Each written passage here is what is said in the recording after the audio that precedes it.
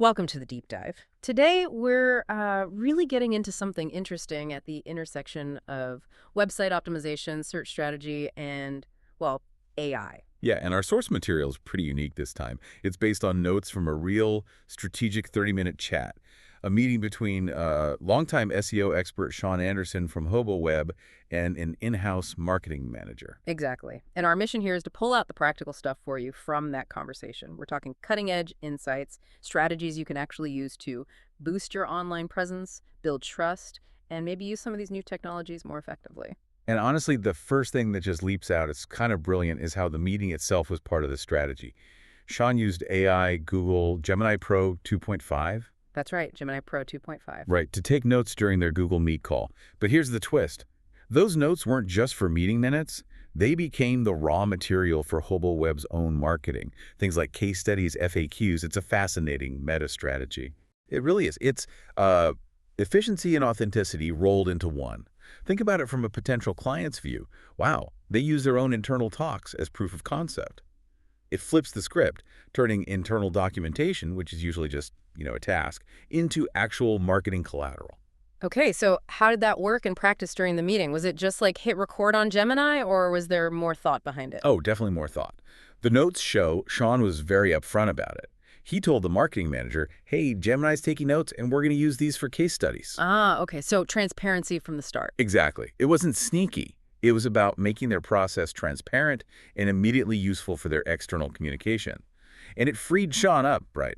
He could focus completely on the client's issues, knowing the AI was capturing the details needed for later content. It's AI as a partner, really. That focus on efficiency and authentic content, it ties straight into building trust, doesn't it? Which seems to be the main thrust of the website changes they discussed, boosting EET.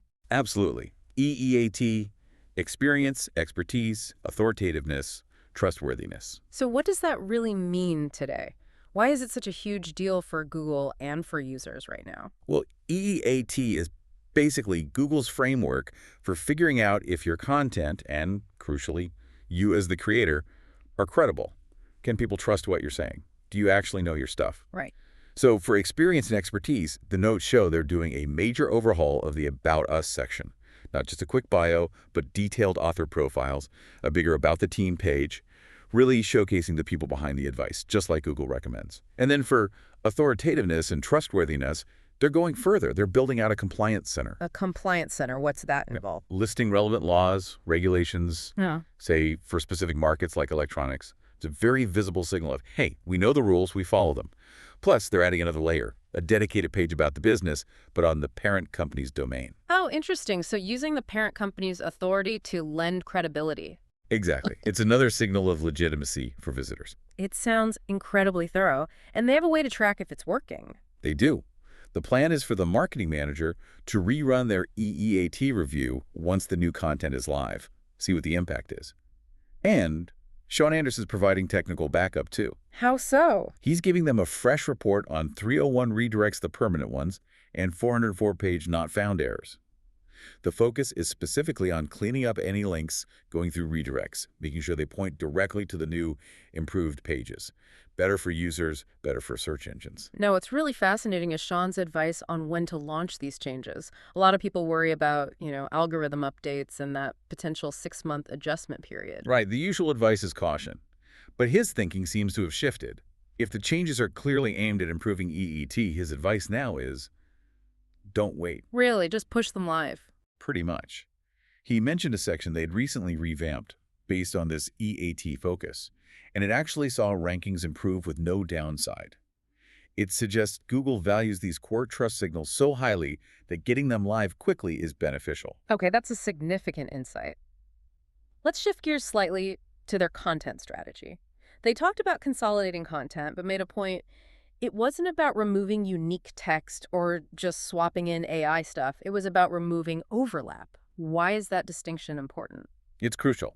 Having the same or very similar information scattered across multiple pages can actually hurt you. It kind of dilutes your authority on the topic and can confuse search engines about which page is the real source. Right. Makes sense. So consolidating that overlapping content creates stronger, more focused pages. The goal they agreed on was factually dense, even if concise. Easier for Google to understand, easier to rank as the definitive answer. From breadth to depth, essentially, which leads nicely into this idea of entity SEO. What exactly is that? Yeah, entity SEO. It's moving beyond just keywords. Think about structuring your content around specific entities, real-world things, concepts, people, places. Okay, give me an example. So instead of just targeting the keyword best running shoes, you might build content around the entity Nike Air Zoom Pegasus. You'd cover its features, its history, compare it, discuss who it's for. Shaun mentioned a test suggesting Google might be getting better at understanding these core entities within the text, rather than just matching keywords across the whole page.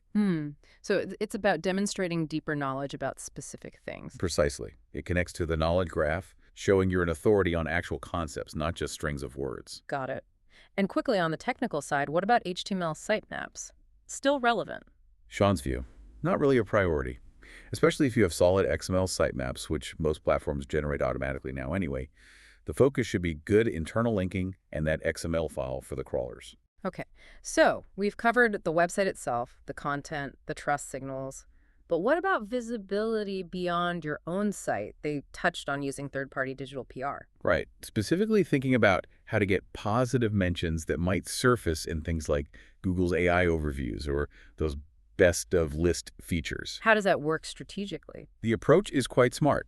If a credible third-party site makes a factual statement that supports something your company offers or claims. Like an independent review site praising a feature. Exactly. You can then leverage that external validation, you reference it, maybe build content on your own site targeting related keywords, using that third-party mention as support. It borrows their authority ethically. And the ethical part is key here. Shaun really hammered this point. Focus on factually correct information supported by third-party mentions. Avoid spammy tactics. Because Google will catch on eventually. Absolutely. The consensus is clear. Those shortcuts don't work long-term. It's about building genuine, verifiable authority. Wow, okay.